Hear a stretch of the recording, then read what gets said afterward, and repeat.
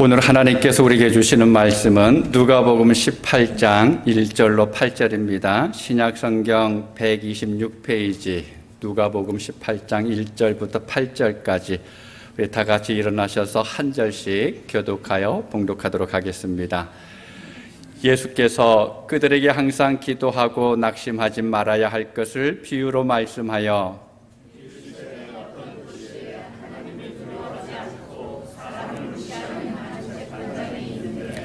그 도시에 한 과부가 있어 자주 그에게 가서 내 원수에 대한 나의 원한을 풀어주소서 하되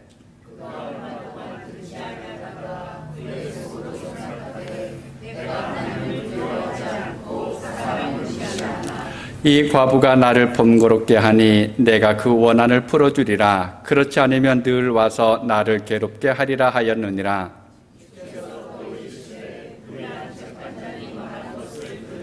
하물며 하나님께서 그 밤낮 부르짖는 택하신 자들의 원한을 풀어주지 아니하시겠느냐? 그들에게 오래 참으시겠느냐?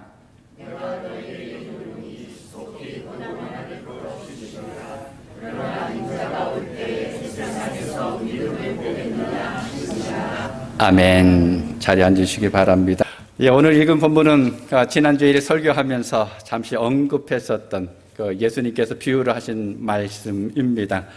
그래서 읽으면서 최근에 봤던 말씀인 것 같은데 라고 생각이 드시는 분들도 계실 겁니다. 기도에 대해서 많은 사람들이 이런저런 이야기를 하죠. 그중에 앤드류 머레이라고 하는 사람은 기도는 하나님께서 그의 백성을 통하여 일하실 수 있는 모든 것을 움직이는 능력이다 라고 했습니다. 그리고 기도의 사람인 아서 매튜는 하나님께 중요한 것은 통계가 아니라 기도의 깊이와 삶이다. 능력과 승리의 기도로 능력을 부여받지 않으면 아무것도 성취할 수 없을 것이다. 이렇게 얘기했습니다. 그럼 기도하고 있는 내가 능력이 있는 것이 아니라 나의 기도를 들으시고 행하시는 하나님이 능력이 있으십니다. 그렇기 때문에 우리는 나를 드러내는 것이 아니라 단지 무익한 종이다라고 하는 겸손한 가운데서 기도할 수 있어야 합니다. 그때 하나님께서 우리에게 베풀어 주시는 참된 능력을 경험할 수가 있습니다. 그런데 많은 사람들은 자신의 경험을 통해서 가능성을 보게 되죠.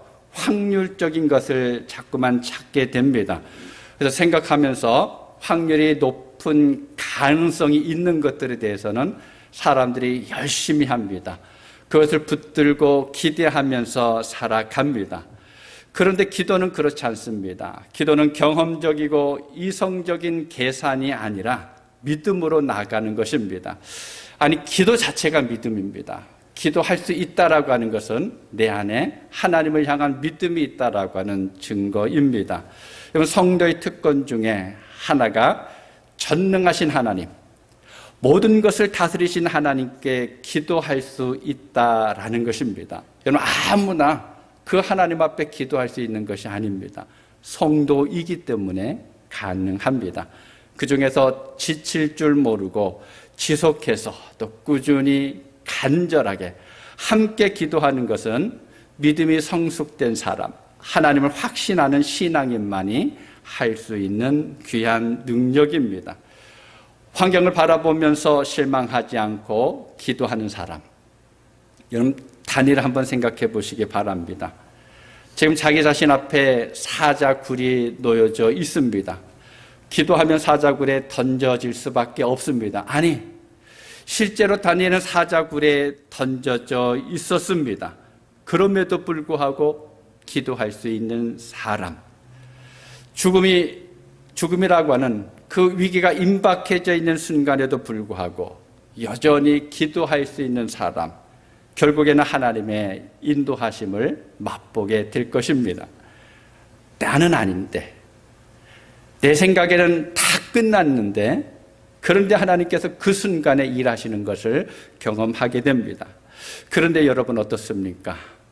우리는 반대로 너무나 쉽게 기도하는 것을 멈출 때가 있습니다.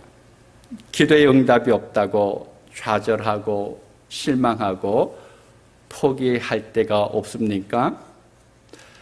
나는 분명히 열심히 기도했는데 왜 아무런 반응이 없을까? 내가 기도하고 있는데 왜 일이 자꾸만 이렇게 꼬여만 가고 있는 것일까? 내가 기도하는 것과는 왜 다른 방향으로 자꾸만 일들이 진행되고 있을까? 그러면서 실망하고 좌절하고 멈추는 경우가 종종 있는 것을 보게 됩니다. 어떤 상황이 내가 원하는 대로 이루어지면 하나님께서 내게 응답하셨다고 하면서 막 좋아하는데, 그러다가 어느 하나만 막히게 되면 주눅이 들어서 하나님 앞에 기도하지 못하고 있는 사람들도 보게 됩니다. 하나님은 너무나 많은 복을 기도하는 사람들에게 준비하셨는데 그것을 줄만한 시기가 되면 사람들이 기도를 멈추게 된다라는 것입니다. 여러분, 우리는 기억해야 합니다. 하나님은 이미 복을 작정하셨고 그 복을 성도들에게 보내셨습니다. 그런데 나중에 그 복이 다시 하늘나라로 돌아옵니다. 여러분, 우편물 보냈는데 받을 사람이 없으면 어떻게 됩니까? 거기에 수치 불가라고 해서 도장 쾅 찍은 다음에 돌려보내죠. 우리가 그렇게 놓쳐버린 복이 너무 많다라는 거예요. 내가 하나님 앞에 기도하면서 하나님 이거 해 주십시오. 그래서 하나님께서 오냐? 라고 해서 주셨는데 우리는 기도하다 말고 좀 늦네?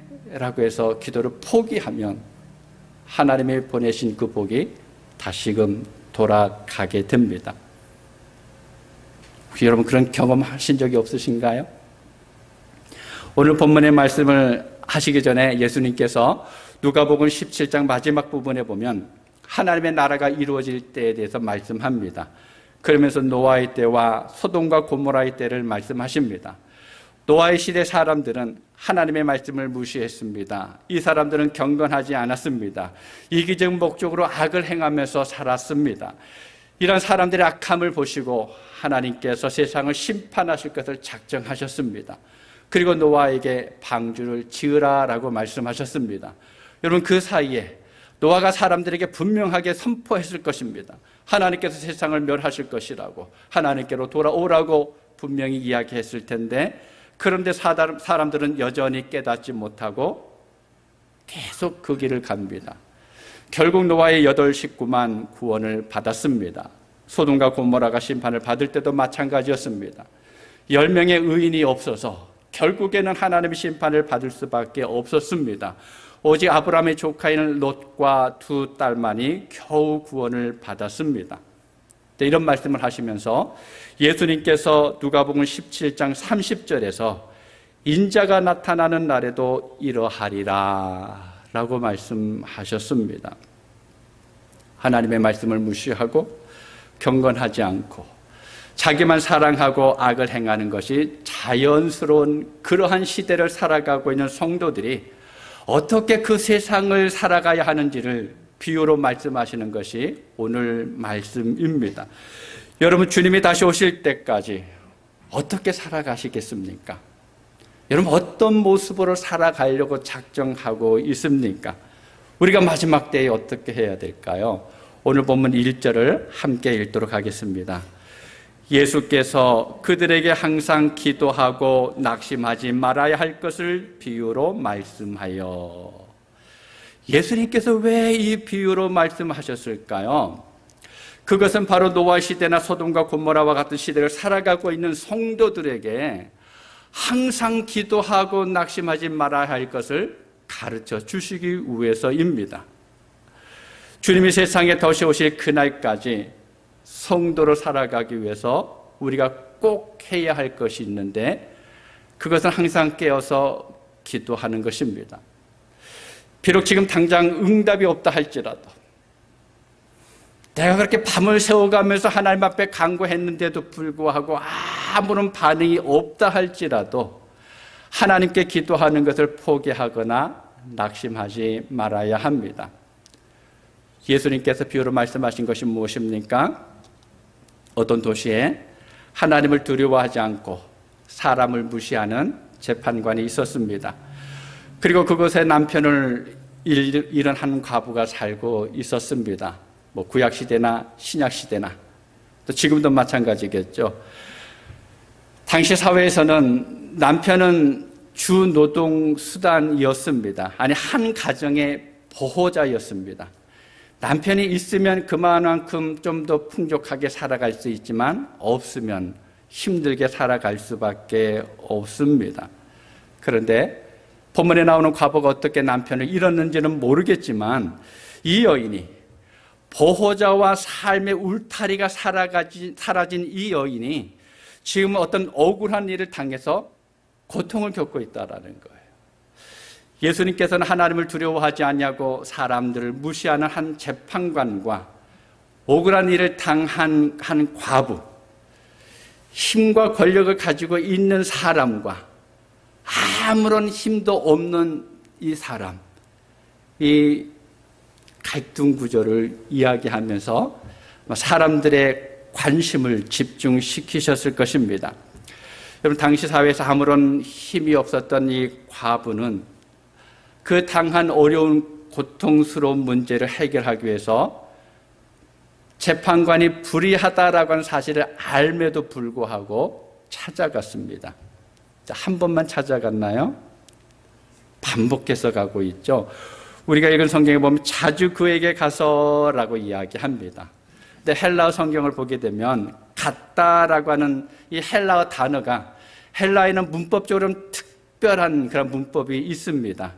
비완료형 중간태라고 하는 그러한 단어가 있는데 이것은 계속해서 지금 하고 있는 행동을 의미합니다. 그래서 이 과부는 재판관을 찾아가는데 계속해서 찾아가고 있다는 것입니다. 한 번만 간 것이 아닙니다. 어쩌다 한 번 간 게 아닙니다. 반복해서 가고 있습니다. 그래서 이 과부가 찾아가서는 계속 이야기하는 것이 내 원수에 대한 원한을 풀어주소서. 내 원수에 대한 원한을 풀어주소서. 그럼 이 과부는요, 마음의 억울함이 밀려올 때마다, 원통함으로 인해 속이 답답할 때마다, 자기 자신이 어떻게 할 수 없다라고 생각되어지는 그때마다 바로 불의한 재판장을 찾아가서 하소연했습니다. 그리고 그 다음에 나온 대적이나 원한을 풀어달라라고 하는 이 말은 법적인 용어인데 의롭다라고 하는 단어에서 시작된 말입니다. 그러니까 그 말이 무엇인가 하면 의롭지 못한 저 사람에 대해서 정의롭게 재판 좀 해 주십시오. 저 사람이 지금 불의를 행하고 있는데 그 불의가 불의롭다라고 하는 것을 확실하게 밝혀주십시오라고 지금 간구하고 있습니다. 억울함을 당한 과부는 계속해서 그 도시의 재판관을 찾아갔습니다. 그리고 정당하게 재판해서 자신의 문제를 해결해달라고 요청했습니다. 하나님을 경외하지도 않고 사람들을 무시하는 재판관은 처음에는 아니 몇 번은 과부의 청을 들어주지 않았습니다. 그냥 돌려보냈습니다. 하지만 과부는 자신의 억울함을 해결해 줄 수 있는 사람이 이 불의한 재판관밖에 없다라고 하는 것을 알고 계속해서 찾아갑니다. 여러분, 그 결과가 어떻게 됐습니까? 과부의 이야기를 도무지 전혀 들어줄 것 같지 않았던 거만한 재판관이 계속해서 자기의 억울함을 호소하는 이 과부의 청을 들어주기로 했습니다. 여러분, 왜 그렇게 됐습니까? 하나님도 경외하지 않았고 사람도 무시했던 사람이 왜 갑자기 마음을 바꿔서 과부의 청을 들어주기로 했습니까? 갑자기 이 사람 마음속에 정의감이 솟아났나요? 아니면 주변의 여론을 살펴보니까 그것을 꼭 들어주어야만 되는 상황에 있었나요? 그게 아니죠. 대답은 너무나 간단했습니다. 귀찮아서였어요. 본문 4절 5절을 우리 함께 읽도록 하겠습니다. 그가 얼마 동안 듣지 아니하다가 후에 속으로 생각하되 내가 하나님을 두려워하지 않고 사람을 무시하나 이 과부가 나를 번거롭게 하니 내가 그 원한을 풀어주리라. 그렇지 않으면 늘 와서 나를 괴롭게 하리라 하였느니라. 재판관이 말하는 그 내용의 핵심을 가만히 보니까 이 과부가 처음에 어느 정도 하다가 끝날 줄 알았습니다. 그런데 그게 아니었다라는 거예요. 밤낮 가리지 않고 계속 찾아와서 나를 귀찮게 합니다. 야, 차라리 저 과부의 말하는 것을 들어주는 게 낫겠다. 그게 내가 편하게 살겠다라고 생각해서 이 말을 들어주게 됩니다. 그 뒤에는 어떻게 됐는지 본문에 예수님 말씀하시지 않습니다. 아마 생각하기로는 이 과부의 끈질긴 요구로 인해서 그 억울함을 풀어주었을 것입니다. 그러면 여러분, 예수님께서 이 비유를 통해서 무엇을 말씀하시고 싶으셨을까요? 왜 이것을 말씀하셨습니까? 오늘 보면 6절부터 8절에 보면 이렇게 말씀합니다. 주께서 또 이르시되 불의한 재판장이 말한 것을 들으라. 하물며 하나님께서 그 밤낮 부르짖는 택하신 자들의 원한을 풀어주지 아니하시겠느냐? 그들에게 오래 참으시겠느냐? 내가 너희에게 이르노니 속히 그 원한을 풀어주시리라. 그러나 인자가 올 때에 세상에서 믿음을 보겠느냐 하시니라. 기도 응답에는 언제나 두 가지 길이 있습니다. 하나님의 때가 있고 우리의 때가 있습니다. 하나님의 필요가 있고 우리의 필요가 있습니다. 내가 생각하는 때가 있고 하나님께서 생각하신 계획하신 때가 있습니다. 그런데 대부분 그것이 어떻습니까? 잘 맞아떨어질 때도 있지만 대부분은 잘 안 맞습니다. 마치 농부가 오랫동안 기다리는 것처럼 우리가 기도하면서 기다려야 할 이유가 여기에 있습니다. 내가 기도하는 것하고 하나님께서 원하시는 것과 다르기 때문에 그렇습니다. 여러분, 농부가 농사 지으면서 빨리 열매를 맺고 추수할 수 있으면 얼마나 좋겠습니까? 그런데 그게 되지 않죠. 계절을 기다려야 합니다. 기도도 마찬가지입니다. 기다림이 없으면 기도의 응답은 없습니다. 그렇다면 하나님은 왜 갈급하게 기도하는 성도들의 기도에 바로 응답하지 않고 기다리게 하셨을까요? 왜 우리의 때가 아니라 하나님의 때를 따라서 말씀하실까요? 첫 번째는요, 하나님은 우리에게 최선이 무엇인지를 아시기 때문에 그렇습니다. 우리가 절대적으로 필요하다고 생각해서 기도하는 것도 하나님께서 보실 때는 별로 중요하지 않는 경우들이 많이 있습니다. 내가 생각하는 기준이 하나님의 뜻에 맞지 않을 때가 있습니다. 내 생각에는 하나님의 응답이 먼저인데 하나님께서는 응답이 먼저가 아니라 회개하는 것이 먼저라고, 마음의 평안을 가지는 것이 먼저라고 말씀하십니다. 그래서 의지적으로 생각을 계속해서 고집하고 있을 때 하나님께서 그게 아니야, 너 고집을 꺾어야 돼, 너 그것을 무너뜨려야 돼 라고 말씀하실 때가 있습니다. 그러면서 하나님을 의지하는 방법을 배우게 하십니다. 아니, 그 시간을 통해서 기다리도록 하나님께서 말씀하고 있습니다. 여러분, 우리는 기다림의 시간을 통해서 하나님의 생각과 하나님의 최우선이 무엇인지를 생각할 수 있어야 합니다. 나는 이렇게 생각했는데 그러면 하나님은 무엇을 생각하고 계실까? 하는 것을 돌아보아야 합니다. 두 번째로는요, 하나님은 우리에게 최상의 때가 언제인지를 아시기 때문입니다. 여러분, 기도 응답의 주권은 누구에게 있습니까? 하나님에게 있습니다. 내게 있는 게 아니에요. 하나님은 기도하는 성도들을 위해서 언제나 응답을 준비하고 계십니다. 아니, 우리가 기도를 시작하기 전부터 하나님께서 모든 것을 준비해 놓으셨습니다. 다만 우리의 생각이 아니라 하나님의 계획을 따라서 가장 적절할 때 그 응답을 우리에게 보내주십니다. 여러분, 하나님께서 최대한 빨리 응답하는 것이 정말 좋은 것일까요? 아마 우리는 그러면 속 시원할 수도 있습니다.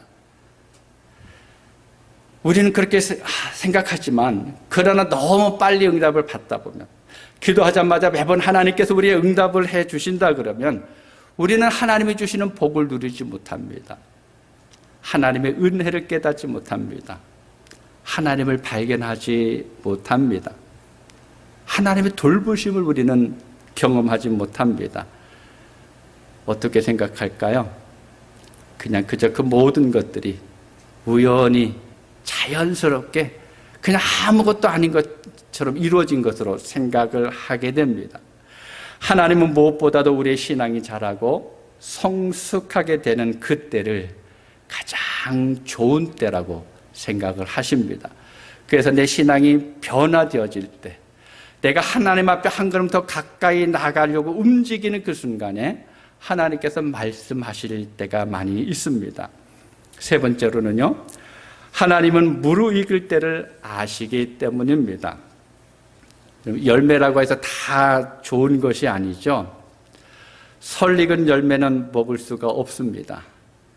아니, 익지 않은 열매는 독이 될 수도 있죠. 무르익은 것만이 맛이 좋습니다. 그리고 값어치도 있습니다. 열매가 있고 또 추수의 때를 아시는 분이 바로 하나님이시다라고 하는 것을 기억하시기 바랍니다. 내 인생에서의 열매, 내 삶에서 열매가 언제 익어야 될지를 가장 잘 아시는 분이 하나님이십니다. 기도하는 성도들이 하나님의 응답이 늦어짐으로 인해서 때로는 기도하면서 지치기도 하고 때로는 하나님의 마음을 깨닫지 못해서 원망한 때도 있습니다. 그런데 아무리 응답이 늦어진다고 해도 하나님이 버리시거나 잊으신 것이 아니다라고 하는 것을 우리는 기억해야 합니다. 하나님은 적합하고 아름다운 것으로 응답하시기 위해서 기다리고 계시는 것입니다. 가장 맛있는 열매, 가장 좋은 열매가 만들어질 때까지 하나님도 기다리고 계시다라는 겁니다. 왜요? 더 풍성하게 주시기 위해서입니다. 하나님은 그냥 열매가 아니라 가장 아름다운 열매를 주시기 원합니다. 오늘 본문의 말씀을 보면 기도하고 낭망하지 말라라고 하셨습니다. 속히 그 원한을 풀어줄 것이라고 말씀하셨습니다. 우리에게 말씀하신 주님의 명령은 우리가 낭망하지 않는 거예요. 우리가 포기하지 않는 것입니다. 기도는 끝까지 포기하지 않는 겁니다. 계속해야 됩니다. 하나님께서 나에 대한 기대를 포기하지 않으셨는데 하나님은 여전히 우리를 바라보고 계시는데 뭔가를 준비하고 계시는데 왜 먼저 우리가 포기해야 합니까? 하나님이 계획하신 가장 적절한 때는 내 생각처럼 멀지가 않습니다. 주님께서 뭐라고 그러셨습니까? 속히 이루시리라. 그 알맞은 시간이 저와 여러분의 기도를 들으실 것입니다. 다만 우리는 계속 기도하면서 인내를 배우고 있는 과정에 있다라는 사실을 기억해야 합니다. 기도는 내 인격의 무난 부분들을 자꾸만 다듬어 갑니다. 기도할수록 내가 삐죽 튀어나온 것들이 어느 순간에 없어진 것을 발견하게 됩니다. 내 속사람을 강건하게 만들어 가기도 합니다. 또 더 담대한 믿음을 가지게 합니다. 또는 주님만을 온전히 섬기도록 변화시키는 하나님의 기대가 담겨 있기도 합니다. 기다리지 못하면, 인내하지 못하면 내가 하나님이 됩니다. 하나님께서는 여전히 기다리라고 말씀하셨는데 내가 먼저 행하다 보면, 내가 먼저 무엇을 이루다 보면 내가 하나님의 자리로 들어갈 수가 있다라는 겁니다. 그 어리석음을 본받을 수가 있습니다. 지속적인 기도와 하나님과의 지속적인 만남을 통해서 끈기 있는 기도를 할 수 있기를 바랍니다.